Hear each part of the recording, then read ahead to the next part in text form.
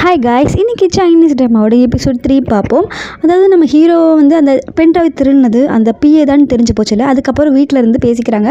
அவங்க சாப்பிட்றப்ப அச்சோ நான் ஆஃபீஸ் போகவே மாட்டேன், எனக்கு பயமாக இருக்குது, இப்படி ஒரு அழகான பையன் இப்படி பண்ணிட்டு நினைக்கிறப்ப எனக்கு எவ்வளோ பயமாக இருக்குது தெரியுமா, நான் யோசிச்சே பார்க்கல, அவன் தான் கில்லராக இருப்பான்னு அப்படின்னு சொல்லிட்டு நம்ம ஹீரோயின் ஃபீல் பண்ணிட்டு இருக்காங்க. நம்ம ஹீரோ பென்ட்ரைவ் அவன் தான் எடுத்தான் அப்படிங்கிறக்காக அவன் கண்டிப்பாக கல்பட்டாக இருக்குங்கிற அவசியம் இல்லை. ஸோ நீ ஃபீல் பண்ணாத, நம்ம கூடவே இருந்து கண்டுபிடிச்சிருவோம் அப்படின்னு சொல்கிறாங்க.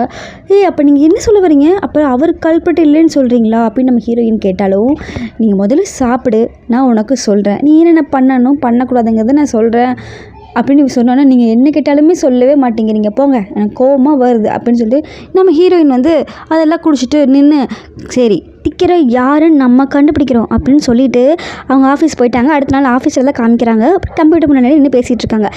அதாவது நிறைய பேர் மேலே அவங்களுக்கு சந்தேகம் இருக்குது. முதல் சந்தேகத்துக்குரிய நபர்கள் யார் அப்படின்னு சொல்லி கண்டுபிடிக்கணும்னு சொல்லி அந்த டேப் முன்னாடி பெரிய லேப்டாப் முன்னாடி அவங்க பேசிகிட்டு இருக்காங்க.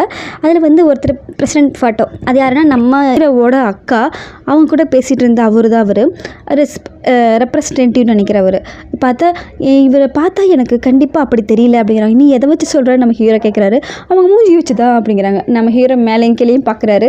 சரி அடுத்தது போல் அவங்க தான் ஹோட்டல் மேனேஜ்மெண்ட்டில் பார்ப்பார் போல், அடுத்தது போலன்னு சொல்லிட்டு அடுத்த ஒரு பிரசிடென்ட் போய் பார்த்தா அவங்க வந்து வயசானவர். அவரை பார்த்துட்டு இவர் இப்படி பண்ணியிருக்க மாட்டாருன்னு சொல்கிறார். கண்டிப்பாக இவர் கல்பட்டாக இருக்க மாட்டார். இப்போது நாங்கள் எதை வச்சு சொல்கிறீங்க அப்படின்னு நம்ம ஹீரோ கேட்டாலும் அதுக்கு அவங்க மூஞ்சி வச்சு தான்.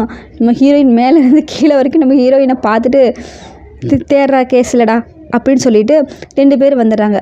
நீ வந்து தெளிவாக இருக்கணும், முதல்ல யாருன்னு வந்து அனலைஸ் பண்ணி கண்டுபிடிக்கணும், முதல் சந்தேகத்துக்குண்டான நபர்கள்லாம் யாரு நீ கண்டுபிடிக்கணும்னு சொன்னோன்னே நம்ம ஹீரோயின் என்ன பண்ணுறாங்க, ஒரு இடத்துல உட்காந்து நோட்டை எடுத்து நம்ம அந்த பிஏவியை வாட்ச் பண்ணி பார்க்கறக்கு ஃபேர் குட் லுக்கிங்லாம் எழுதுகிறாங்க.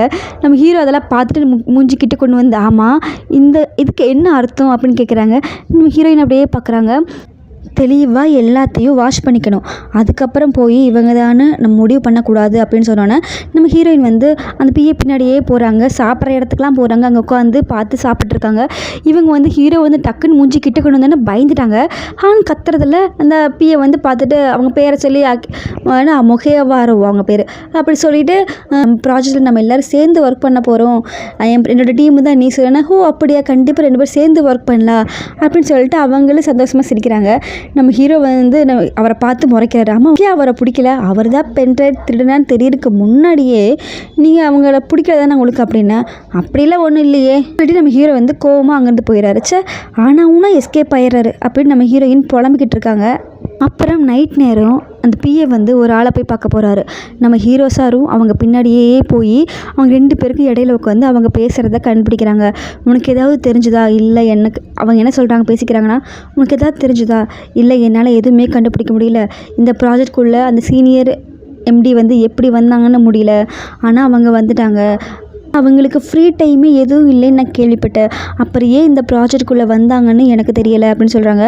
ஒருவேளை நம்ம கிட்ட நெருங்கிட்டாங்களோ, மேபி அப்படி தான் இருக்கும், இனிமேல் நம்ம கவனமாக இருக்கணும்னு சொல்லிட்டு அவங்க 2 பேரும் கலைஞ்சு போயிடுறாங்க. நம்ம ஹீரோ நடந்ததே நினச்சி யோசிச்சுக்கிட்டு இருக்காரு. நம்ம ஹீரோயினிங் பார்க்கில் உட்காந்துட்டு அந்த பிளானிங் காம்படிஷன் வந்து ஆல்ரெடி அவங்க கம்பெனியில் நடக்குது இல்லையா, அதை பற்றி யோசிச்சுட்ருக்காங்க. காம்படிஷன் இது எந்த மாதிரி காம்படிஷனாக இருக்கும், இந்த கல்ப்ரேட் யாராக இருக்கும், காம்படிஷன் கண்டுபிடிக்கிறதா இல்லை கல்ப்ரேட்டை கண்டுபிடிக்கிறதான்னு சொல்லி ஒரு யோசனை நம்ம ஹீரோயினுக்கு.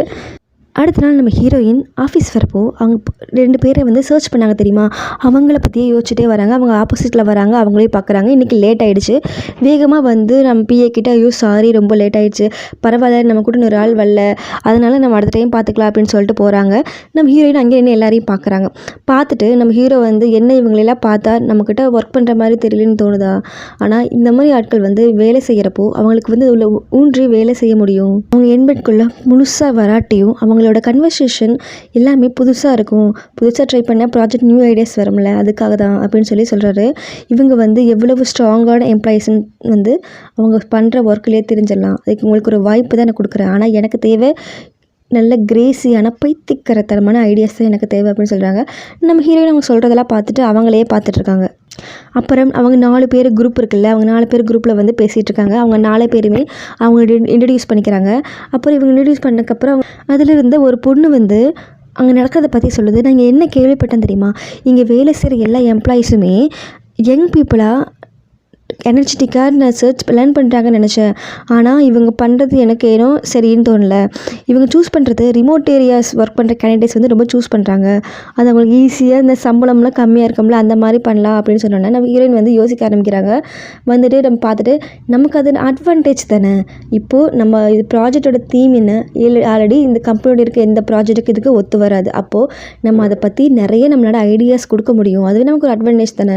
அந்த ஐடியாஸ்க்காக தான் நம்மளை அப்பாயிண்ட் பண்ணியிருக்காங்கன்னு சொல்லி எல்லாருக்கும் பாசிட்டிவாக சொல்கிற மாதிரி சொல்கிறாங்க. இது வந்து மேனேஜிங் டைரக்டர் சொன்னாங்கன்னு சொல்கிறாங்க. நம்ம பிஏ அப்படியே பார்க்குறாங்க, அதாவது சீனியர் எம்டி அப்படின்னு சொல்லி மாற்றிடுறாங்க. அதுக்கப்புறம் இவங்க நைட்டு உட்காந்து ஒர்க் பண்ணிக்கிட்டு இருக்கிறப்போ அந்த பிஏ வராரு. வந்துட்டு உங்களுக்கு வந்து டைரக்டர் முன்னாடியே தெரியுமான்னு கேட்குறாங்க. இல்லையே தெரியாது. இல்லை நீங்கள் கரெக்டாக அவங்க சொன்னதாக சொன்னீங்க, அதை உங்களுக்கு முன்னாடியே பழக்கமோ, அவங்க ஆக்சிடெண்ட்டை பற்றி உங்களுக்கு எதாவது தெரியுமான்னு கேட்குறாங்க. இல்லை நான் அதுக்கு முன்னாடி அவங்கள நான் பார்த்ததில்லை அப்படிங்கிறாங்க. அப்போது சீனியர் எம்டி தான் உங்களுக்கு இன்டர்வியூ பண்ணியிருக்காங்க. ஆமாம், அவங்களையோ தெரியுமா, இல்லை அவங்களையும் தெரியாது அப்படின்னு சொன்னோன்னே தப்பிக்கிறதுக்காக சரி நான் போயிட்டு வரேன் அப்படின்ட்டு போகிறாங்க நம்ம ஹீரோயின். வீட்டுக்கு வந்தோன்னே படி ஏறிட்டு இருக்கிறப்ப நம்ம ஹீரோயினுக்கு, அப்பா இந்த மாதிரி பெரிய கம்பெனியில் வேலை செஞ்சு எனக்கு டயர்டாக இருக்குது. இதுக்கு முன்னாடி நான் வேலை செஞ்சதே இல்லை தெரியுமா. அப்படி பார்க்குற எல்லாரையுமே ஒரு சந்தேகனோட பார்க்கணும். நாளைக்கு சாட்டர்டே ரெஸ்ட் எடுக்கணும்னு சொன்னாங்க. நீ வந்து நல்லா தான் பண்ணியிருக்க அப்படின்னு சொன்னாங்க. திரும்ப திரும்ப அப்படியே சொல்லாதீங்க. இங்கே வேலைக்கு சேர்ந்ததுக்கப்புறம் எனக்கு எப்படி இருக்குது தெரியுமா, நான் இந்த மாதிரிலாம் வேலையே செஞ்சதில்லை. அதுவும் இல்லாமல் வேலை சரி அவர் தான் கல்பட்டுன்னு தெரிஞ்சக்கப்புறம் பார்க்குற எல்லாரையுமே நான் சந்தேகப்பட்டுக்கிட்டு இருக்கேன். எனக்கு ரெஸ்ட்டு வேணும் அப்படின்னு சொல்கிறாங்க. சரி இப்போ உனக்கு என்ன பண்ணணும், நான் இன்றைக்கி ஒரு நாள் நைட்டு தயவு செஞ்சு விட்டுருங்க அப்படின்னு சொல்கிறாங்க. நம்ம ஹீரோ அப்போவே மறைஞ்சு போயிடறாரு. நம்ம ஹீரோயின் உள்ளுக்குள்ளே போயிட்டு அவர் இருக்கிற இடமெல்லாம் பார்த்துட்டு அவர் இல்லைன்னா ஒரே ஃபீலிங் ஆகுது அவங்களுக்கு. அடுத்த நாள் காலையில் குப்பை கொட்டலான்னு வெளியே வந்து பார்த்தா நம்ம ஹீரோயின் இங்கேயே உட்காந்துருக்காங்க. ஆமாம் உங்களுக்கு என்னாச்சு அப்படின்னு கேட்குறாங்க. ஏன் இங்கேயே உட்காந்துருக்க உள்ளே வராமல். அதுக்கு நம்ம ஹீரோ சொல்கிறாங்க, நான் உனக்கு ரொம்ப தொல்லை பண்ணுறேன்னு நினைக்கிறேன், ஆனால் எனக்கு என்ன பண்ணுறதுன்னு தெரியல, நீயாவது சொல்லு என்ன பண்ணணும் அப்படின்னு கேட்குறாங்க. நம்ம ஹீரோயின் வந்து சிரிச்சிட்டு அவங்கள பார்த்து உடனே ஸ்மைல் பண்ணி நான் சொல்கிற இடத்துக்கு போகலாவான்னு சொல்லி அந்த இடத்துக்கு போகிறாங்க. அது பார்த்தா ஒரு கேம் சென்டர். அந்த கேம் சென்டரில் அவங்களுக்கு பிடிச்ச கேமெல்லாம் விளையாண்டுட்டு அப்புறம் அந்த பொம்மையெல்லாம் எடுப்பாங்க தெரியுமா, அதில் வந்து 2 பேரும் ட்ரை பண்ணி அழகு பொம்மையெல்லாம் எடுத்து கொடுத்து அந்த நேரத்தை வந்து அவங்க அழகாக ஜாலியாக என்ஜாய் பண்ணுறாங்க. அதுக்கப்புறம் சரி நாளைக்கு நம்ம ஆஃபீஸ் போய் உங்கள் பிஏ கிட்டே இருந்து அந்த பென்ட்ரைவை எடுத்துலான்னு சொல்லி சமாதானப்படுத்தி அந்த நாள் நைட்டு 2 பேரும் ஆஃபீஸ் போகிறாங்க. ஆஃபீஸு போய் அந்த பிஏவோட பிளேஸில் வந்து சரி இதை ஓப்பன் பண்ணி பார்க்கலான்னு சொல்லி ஓப்பன் பண்ணுறப்ப பார்த்தா நம்ம அந்த பிஏ வந்து கண்டுபிடிச்சிட்டாரு. இங்கே என்னோட பிளேஸில் என்ன பண்ணிக்கிட்டு இருக்கேன்னு கேட்டோன்னா அவங்க ஒரு நிமிஷம் பயந்து போய் திரும்பி பார்க்குறாங்க. 2 பேரும் முகத்தை பார்த்துக்கிட்டு இருந்தப்போ நம்ம ஹீரோ சார் வந்து பேசாதன்னு சொல்ல வரதுக்குள்ளே அவர் வந்து பென்ட்ரைவ் எங்கேன்னு சொல்லி கேட்டுடுறாங்க. நீங்கள் ஓனரோட பென்ட்ரைவை கேட்குறீங்கன்னு கேட்டதுக்கு என்னை பற்றி ஏன் எப்படி நீங்கள்கிட்ட கேட்காதீங்க, ஆனால் அது நீங்கள் தான் எடுத்தீங்கன்னு எனக்கு தெரியும், ரீசன் சொல்லுங்கன்னு சொன்னோன்னே நான் வந்து அவரோட ஆக்சிடெண்ட் வந்து அது ஆக்சிடெண்ட் இல்லாத மாதிரி எனக்கு தோணுச்சு.